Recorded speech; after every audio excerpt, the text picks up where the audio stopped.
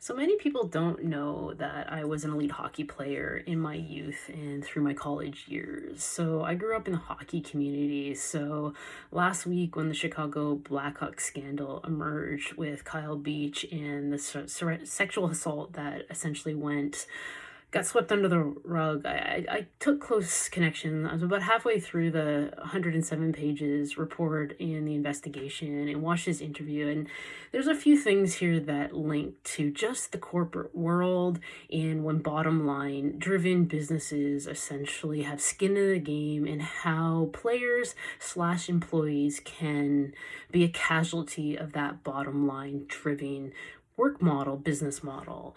And a lot of people are just shocked that no one did anything for this young man. And while from an ethical argument is hands down wrong what happened, it is not shockingly or surprising from a bottom line driven. The people that had to make the decisions whether they helped this young man had skin in the game, meaning that there was profits to be lost. And when you're dealing with big business, often big business wins out in the end because they have skin in the game. They don't have skin in the game. It's an ethical argument whether to help someone or not, or a legal argument. But when you have skin in the game, very often bottom driven lines win, and it's so wrong. This is why organizations need to have an outlet for their staff.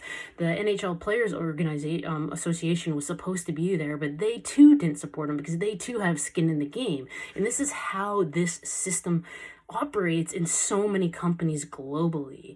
Human resources is supposed to represent the company as well as the employees, but that has a conflict of interest if that employee is potentially bringing down the company. Generally, they pick the company. That is why you need an outlet for your employees. This is why I've been saying for years that talent development should never report to human resources, because developing your people is a different thing than even recruiting. Developing skill that's in-house is different than recruiting skill that already exists or even seeing potential. These are essentially different skill sets. That is why talent development, you need to develop parts of your organization that don't have that type of skin in the game. So there can be honesty there and true development, true training, and where you can actually have an outlet in a situation that can help people, where the people making the decisions are often the wrong people to be in those positions. And this is exactly how something of this this level of seniority ended up getting swept under the rug, and why it's being blown up 11 years